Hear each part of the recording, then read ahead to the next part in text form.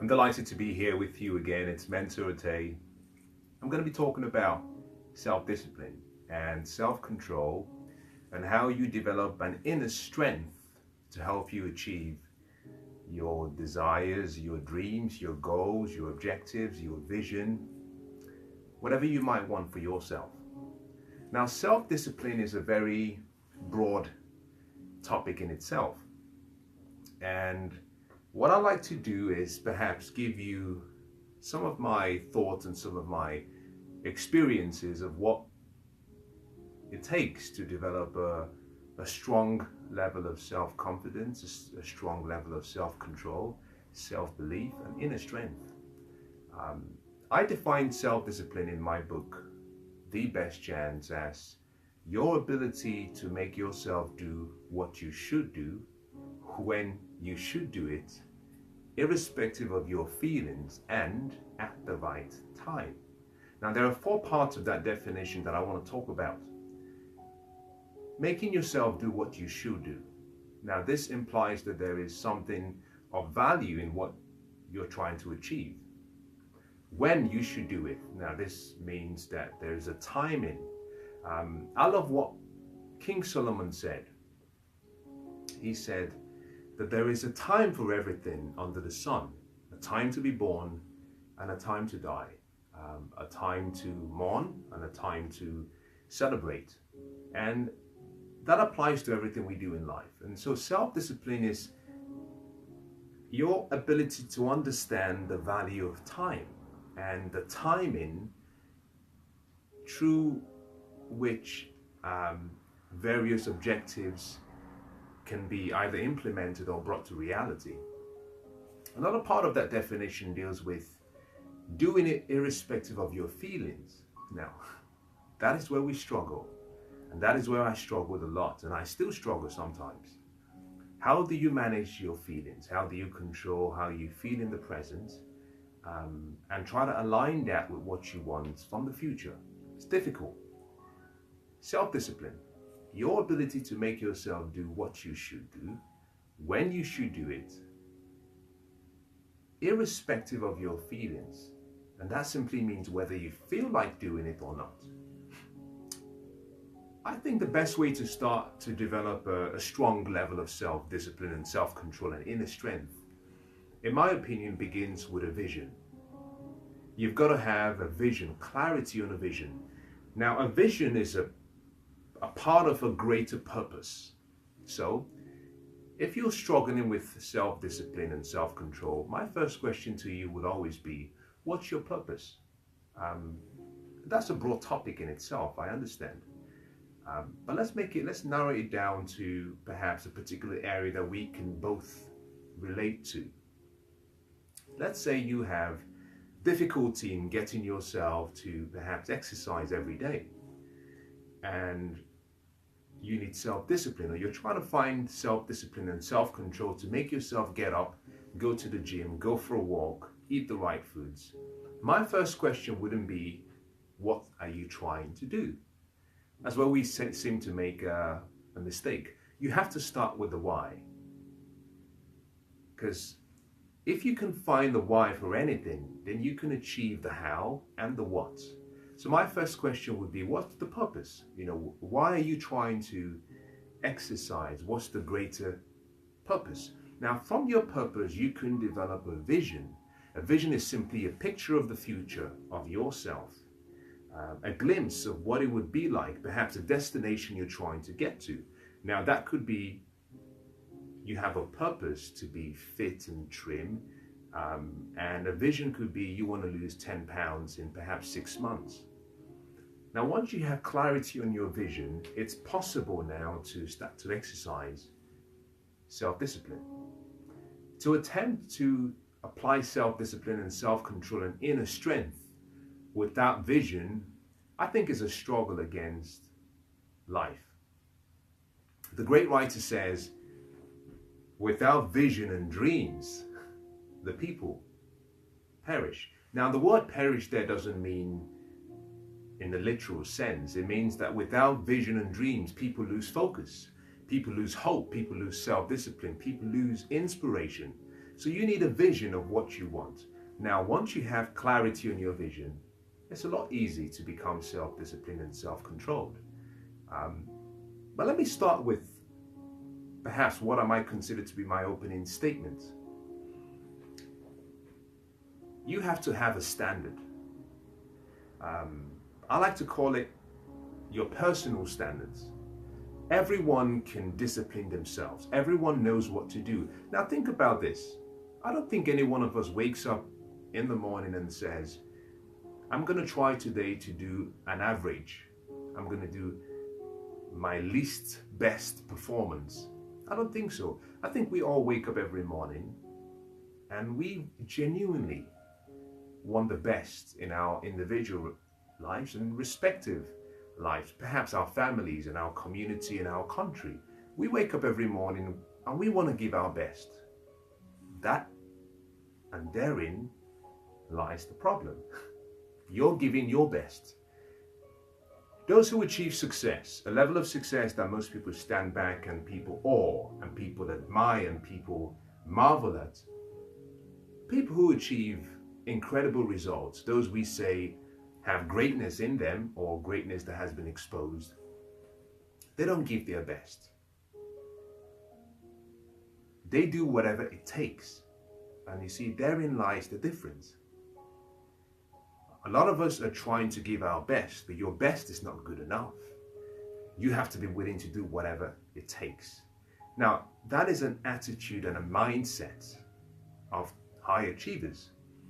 So the starting point is to perhaps push self-discipline and self-control and inner strength to one side. Because then that in itself is not worthy of achieving your dreams and goals. You have to have a mindset that says, I'm going to do whatever it takes. I like a story that I want to share with you. In 1519, this is back in the 1500s, there was a general called Hernán Cortés. Now, I may not have pronounced the name well, it's a Spanish name, but he had a burning passion, a burning desire to conquer a part of the Spanish islands called the Aztec Empire. He loaded all of his men into the boats and sailed all the way for war to the enemy's territory. Now, upon arrival on the shores, he asked his men to unload all of the equipment, unload all of the accessories they had, bring everything out of the boats. And then he gave an instruction.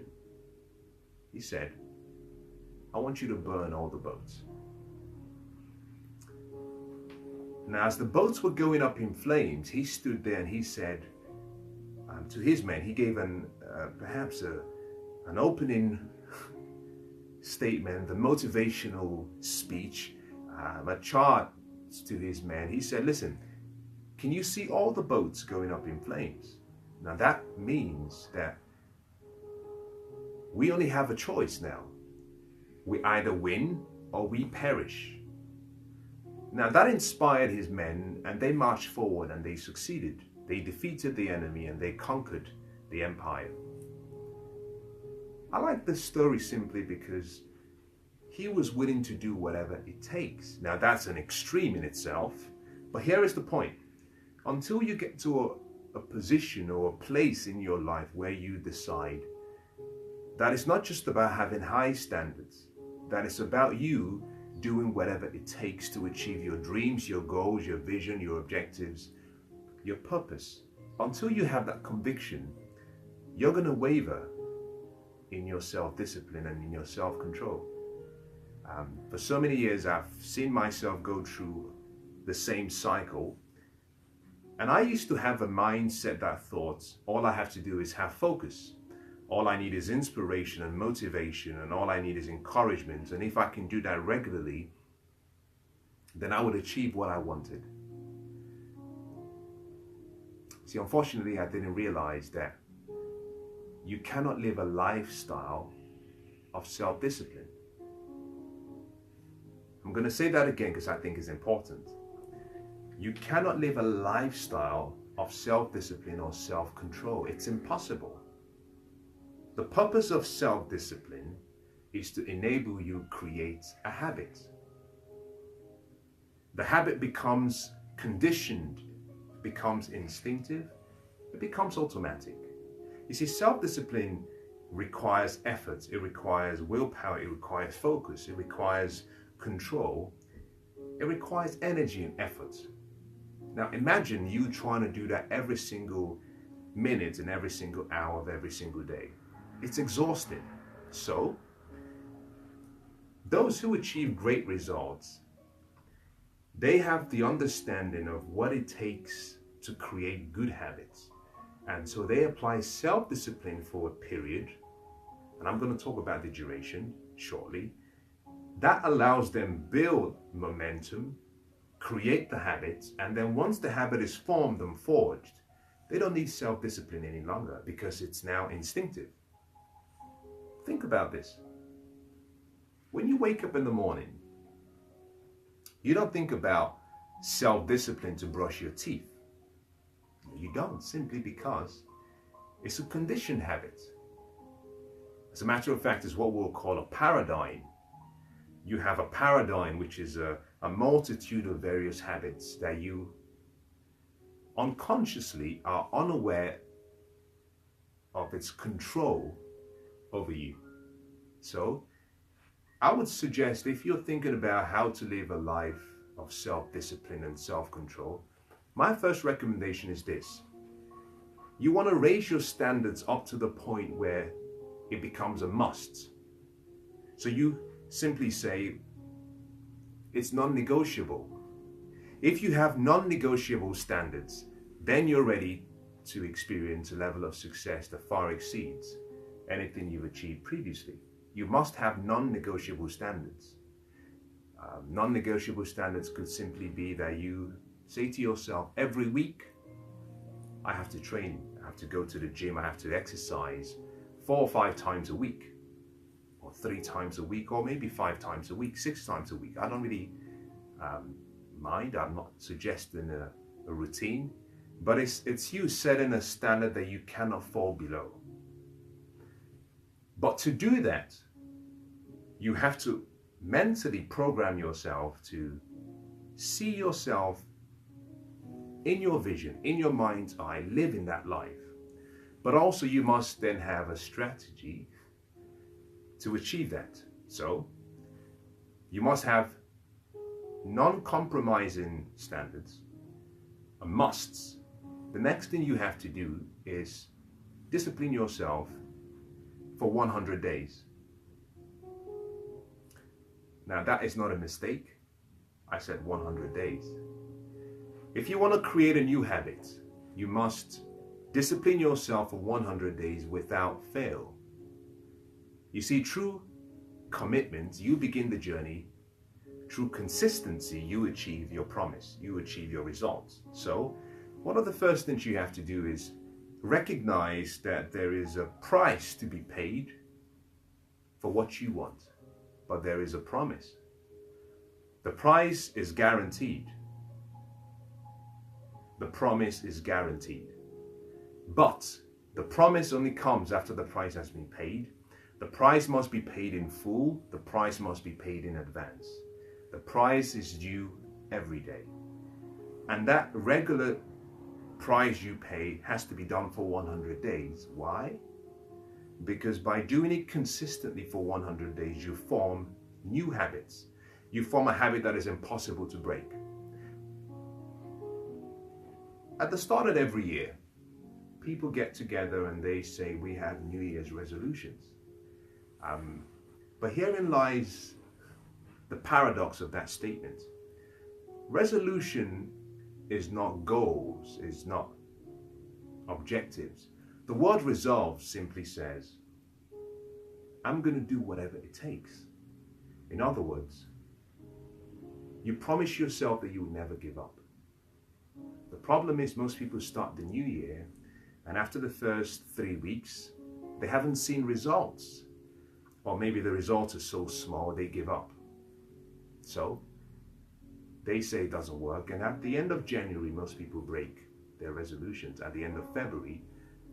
But guess what? Those who can consistently maintain the momentum, consistency for 100 days, By the start of April, if they've been doing that every single day, whatever that dream or goal might be, they've locked into a pattern, a paradigm that is now conditioned, that controls them.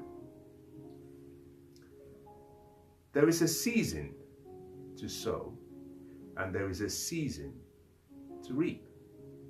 You cannot do both at the same season. You cannot do both at the same time. Self-discipline is what makes you understand what has to be done between the seasons. You plant the seed, but you don't walk away. You cultivate, you care, you nurture, you protect the soil. You do that consistently until the season of harvest comes. Guess what?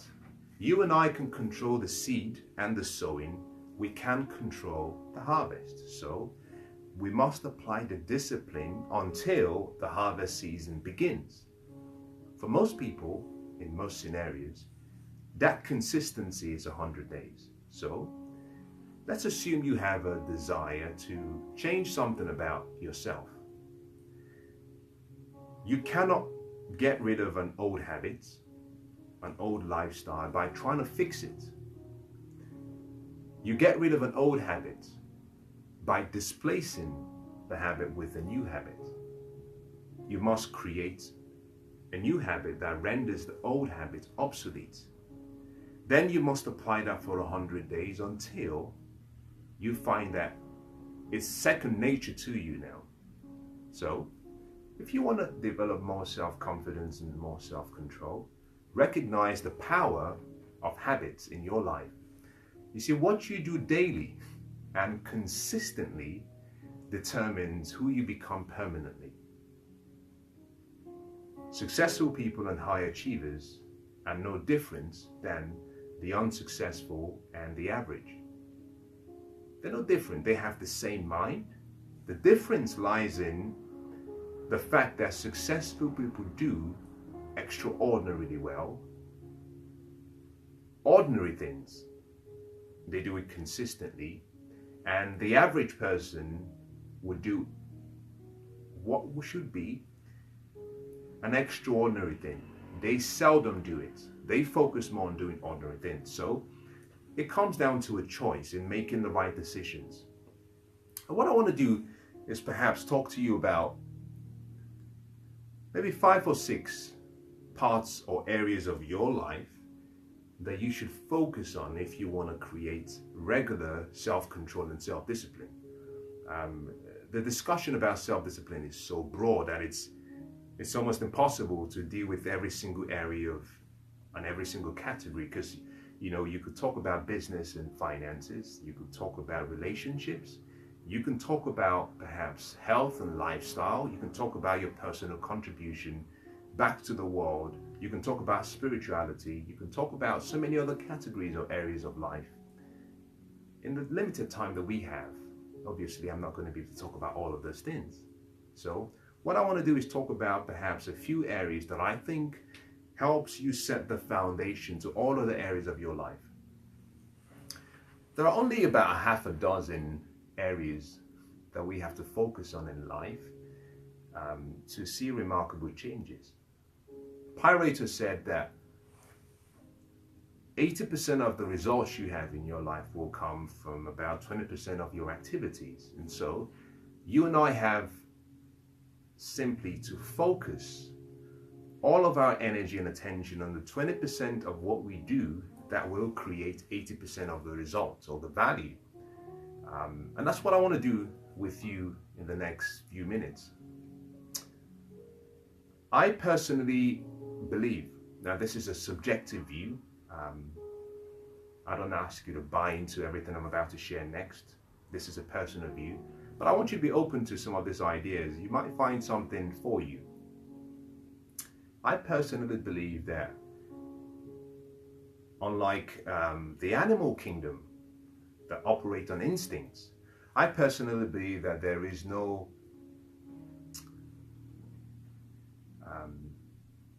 script, that there is no destined lifestyle for each and every one of us, where someone sitting above in the sky has each and every one of us on strings and is pulling the strings, and we move like puppets. And that's my view. I believe that we have been given this life to live in a way that we can, and we choose to. We can have an extraordinary life. I believe that each and every one of us has a potential that is unlimited. We've been given greatness, and all of that resides within. I believe that in each and every one of us, we have everything we need to really have a great life. But we have the power of choice. We have to choose. And for that reason, I don't believe that destiny is a matter of chance. I believe it's a matter of choice. Now, part of the gifts we have and the ability to use what we've been given comes two extra gifts that separates us from all life forms. And that's where I want you to start thinking about using your self-discipline. The first is your mind, and the second is speech. Mind and speech, in my opinion, are two parts of what makes us incredibly unique. The mind comes with an imagination. That imagination, we can create a picture of what we want in the future. We can place that picture in our mind, and in a way that we don't understand, our imagination creates our reality. And we can also use our imagination to go back to the past, and we can correct, we can change things that happened in the past in our mind just the way we would have wished that they would have happened the first time. That way we find peace and forgiveness. Now, for that reason, I think that's powerful. It means that we are masters of our own fate and destiny. Now, the second part of the gift we have is speech. It comes in two ways: your inner conversations and your spoken words. Your inner conversation is creative. So, if I sat down with you and we were in a screen room, and on the screen we had a motion picture of your thoughts, every single thought you have every single second, what would the motion picture say about you? Are you thinking about empowering thoughts and motivational, educational, or are you thinking about all the negative things perhaps that could happen to you? In addition to that, if I were to sit with you and we just observed everything you said every single hour of every day, are your spoken words edifying? Are they inspiring? Are they peaceful? Are they honest? Are they positive? Now, the reason I ask that question is this: if you can discipline yourself to control your mind and you can control your speech, I think you've already set the foundation to everything else in your life. Mind and speech are the most powerful gifts we have. So my recommendation is, if you want to start living a more self-disciplined life, begin within. Because to attempt to change anything external without changing yourself internally, I think is a struggle against life. If you were to stand in front of a full-length mirror, the reflection you see is based on what's standing before the mirror. Many people are trying to change the reflection without changing the person. So you have to change internally what you're thinking. Now, your mind comes with a memory, comes with an imagination. Your memory stores up experiences. Now, here comes in self-discipline now. You have to condition yourself and discipline yourself on what to store in your memory. Good example is this. Whenever you go through a failed experience, perhaps a setback, an encounter, you do something where you fall short of what you wanted, what do you say to yourself? Verbally, through spoken words, but also what do you say to yourself internally? Most people, like I did for a long time, I would find ways and I would abuse myself. I would say, you're not good enough, you're always doing this, I'm always late, I'm always falling short, I'm never gonna make it. Guess what? Your spoken words and your internal thoughts do not move to your past. They go into your future. The great writer says, "My words will never and will not return to me void, but they will achieve that to which I have sent them." Every spoken word is creating. Now, you may not realize it. It could take 10 years, it could take 5 years, it could take 2 days, it could take 6 months. But every spoken word and every spoken thought is creating something in the future for you. So, you got to start disciplining yourself so that when you go through perhaps an experience that is not empowering, you've fallen short, you have to see yourself as your best cheerleader. You might say things such as, "Well, Mensah, that's not like you. You can do better than that. I know you have it in you. Try again, and you'll see that you can succeed." You have to see yourself as your cheerleader, not your critic. So, self-discipline begins with choosing the thoughts and the words you play internally, but also in your memory, choosing the experiences you put in your memory. Now, I believe personally that your memory should be used for one function only: to store up good reports, to store up convincing arguments about your past. Most people revert back to their past and their memory, but because they have stored up negativity in that memory, all they can see are the negative things they've done. You have to change that, and that requires discipline. You start to reprogram your mind and your memory so that you're only storing up good information and good reports about you. So that whenever you encounter something that is not empowering, what you simply do is you do a 180 turnaround, go back into your memory, pull out an experience of success or victories or something empowering that gives you faith, inspiration, motivation, and hope. That is how you start to apply self-discipline in your mind. The second part of the mind discipline is using your imagination. Imagination creates reality. So, what are you creating in your imagination every day? Are you creating pictures of you in a beautiful body, having a great job, working with great people you love, having a great family, expecting good things to happen to yourself? Or are you constantly thinking something is about to go wrong? Are you constantly worried that perhaps you may not be able to make this month's cash payment for your home? Are you worried that perhaps you might lose your job? You're creating. The great writer says, "As a man thinks in his heart, so is he." In other words, whether you think you can or you think you can't, you're right. The power is always there. You operate it by thought. But you see, by thought, what you want is created. By expectation, it's sent to you. By action, you receive it. So, in your imagination, in your mind, every day, what are you creating? That requires discipline. And herein comes the golden key. Whatever is of good report, whatever is pure, whatever is just, whatever is noble, whatever is kind, think on those things. Now, that means that every other thing must go. All negativity has to go because it's creative as well.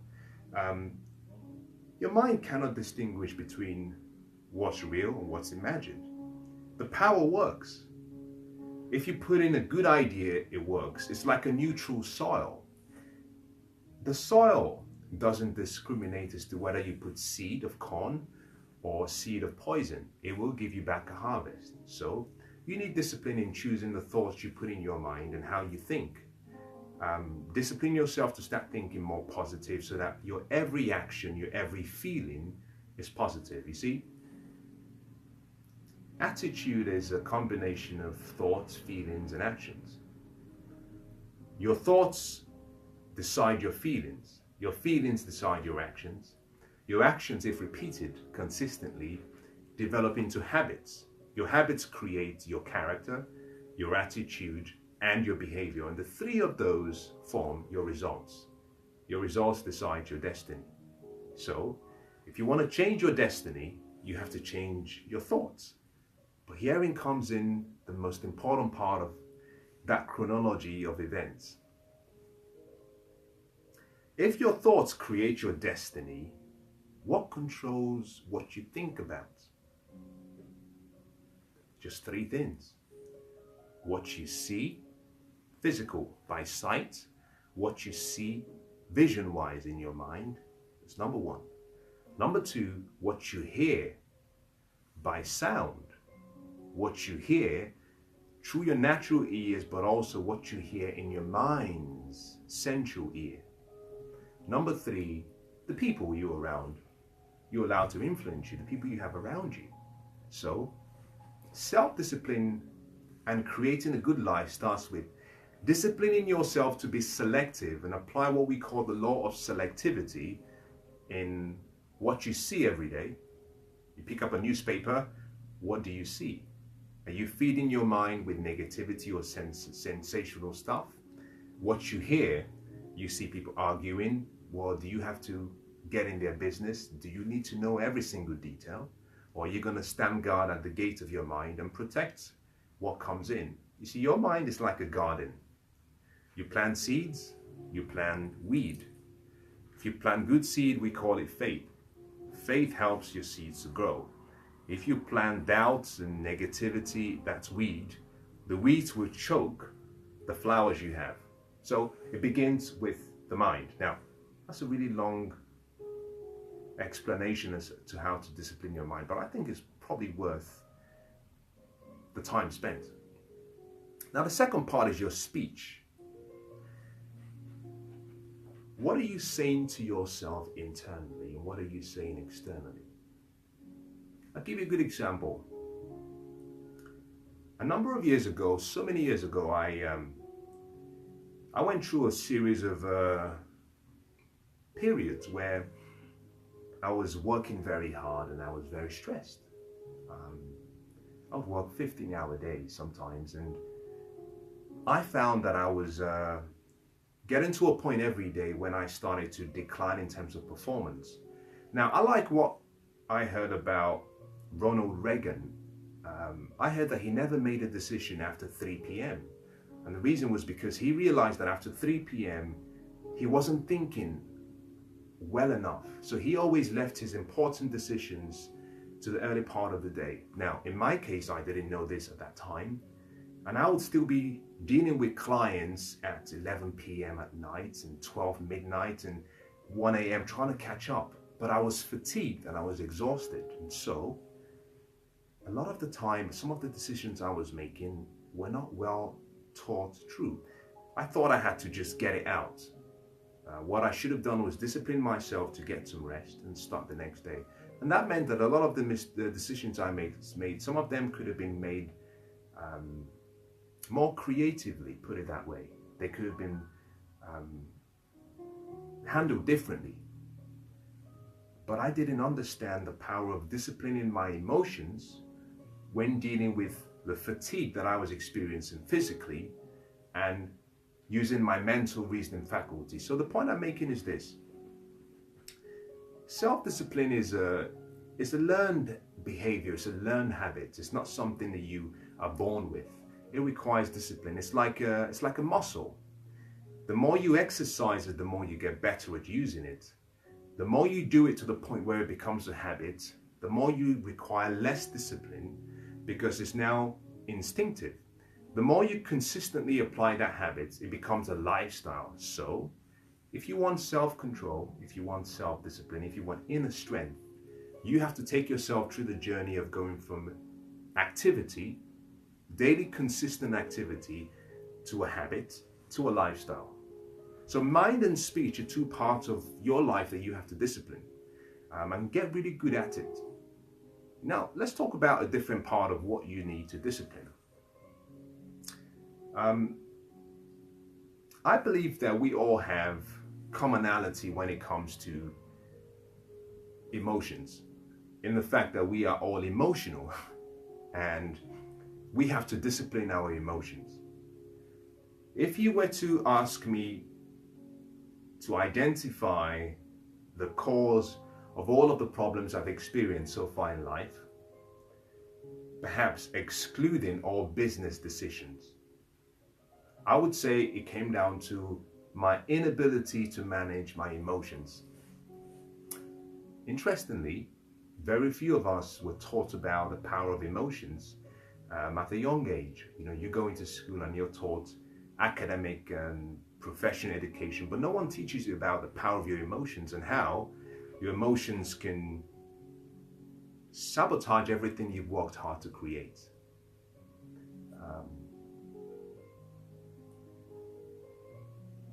Some people talk about passion. Some people talk about anger. Some people talk about various emotional feelings. Each of those requires discipline. Now, I don't know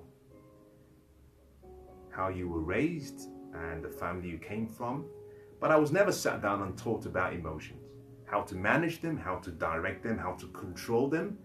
And there have been occasions whereby I've made certain decisions and I've said certain things that I look back and I say, I was reacting emotively.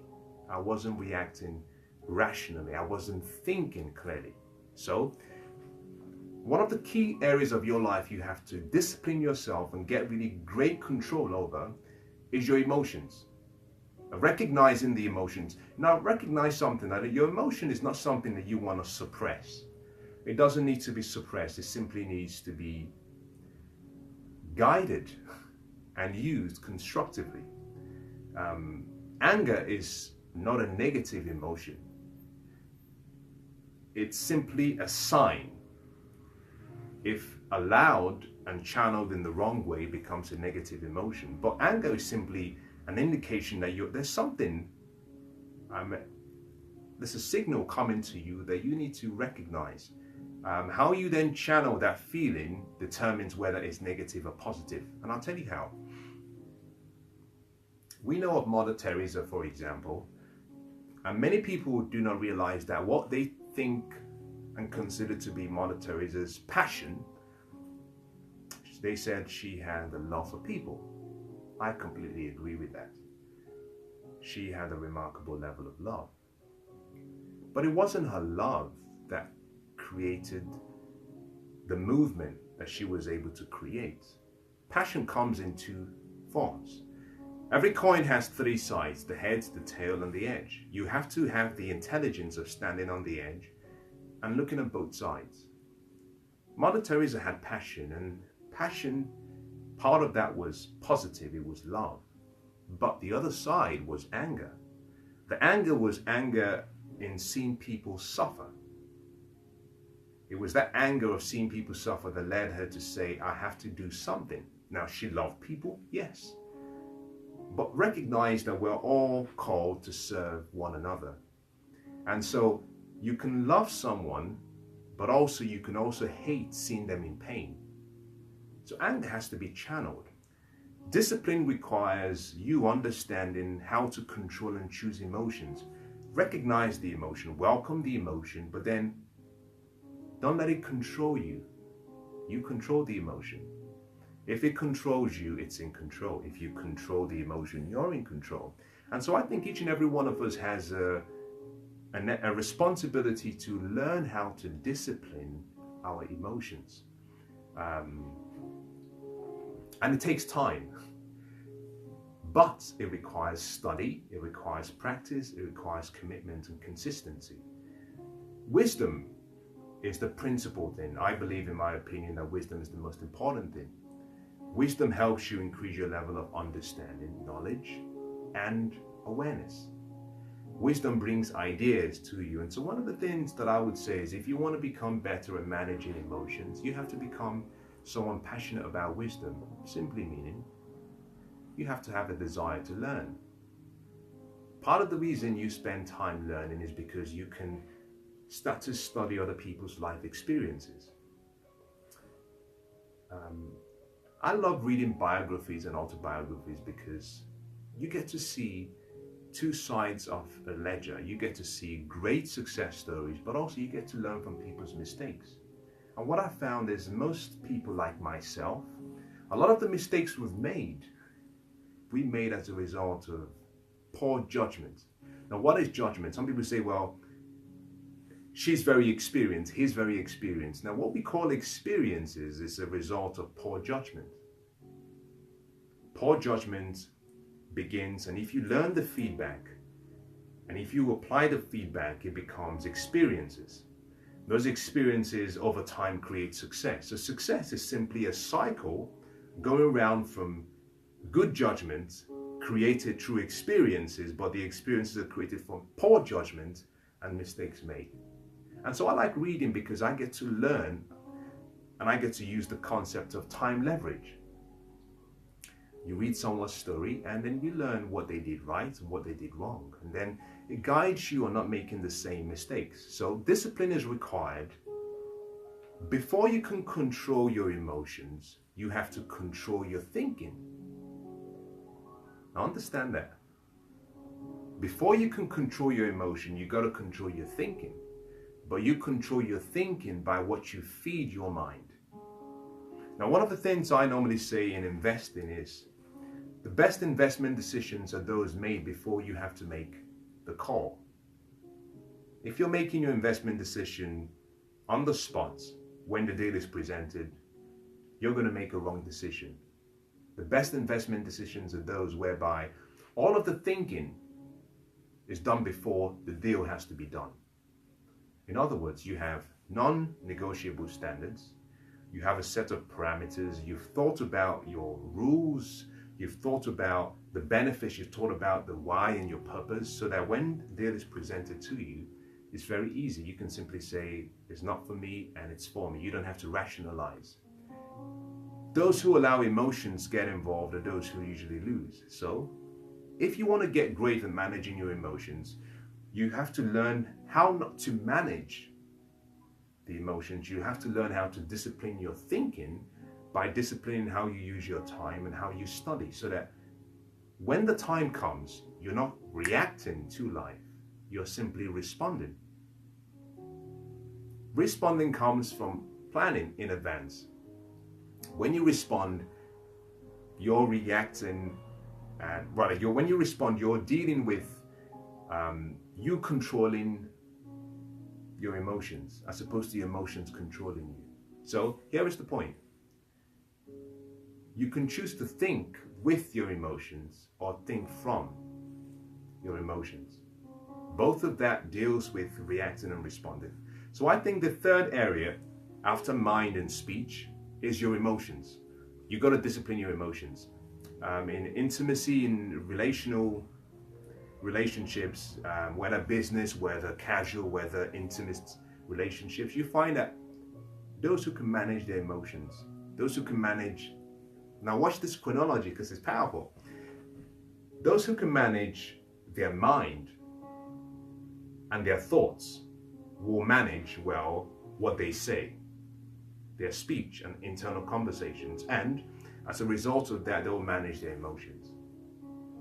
Those who can't manage their emotions and don't manage their minds and don't manage their thinking and don't manage their speech will always say things that hurts the next person. So every business relationship requires both parties to be selective about what they say and how they relate to each other. No different from intimacy. So you have to learn how to discipline your mind, your speech, your emotions. Now, if you put those to one side, the next question is, what can you discipline yourself to get better at? Now, I want to give you 3, but I'm not going to talk about them in detail. I've spent some time already. I think I want to bring this to a close. I'm going to try and bring this in for a landing. Time is the most important gift we all receive equally. Every day we get 24 hours to do with our time whatever we choose. And so what you do with your time determines the outcomes in your life.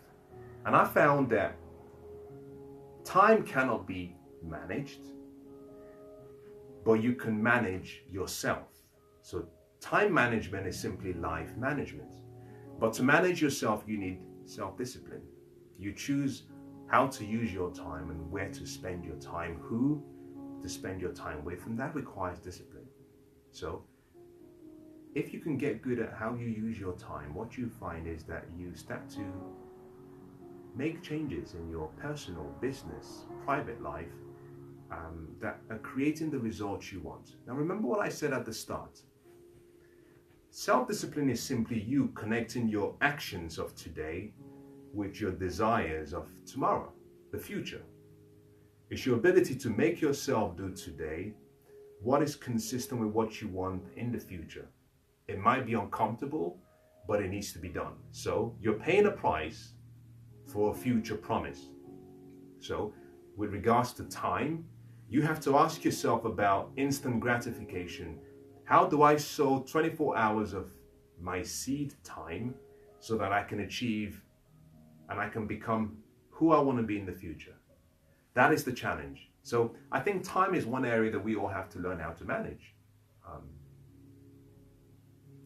I find it remarkable that whether you're a beggar on the side of the streets, whether you're a billionaire in your mansion, whether you're male or female, whether you're white or dark-skinned, I find it fascinating that everyone gets the same 24 hours.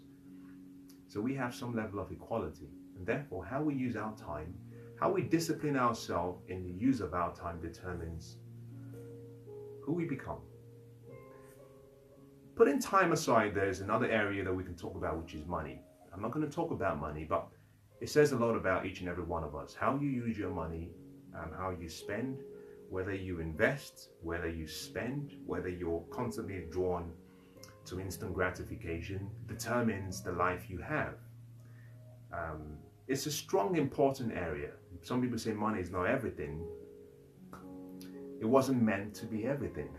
It has a function, it has a purpose. You just have to understand the role that it plays in life.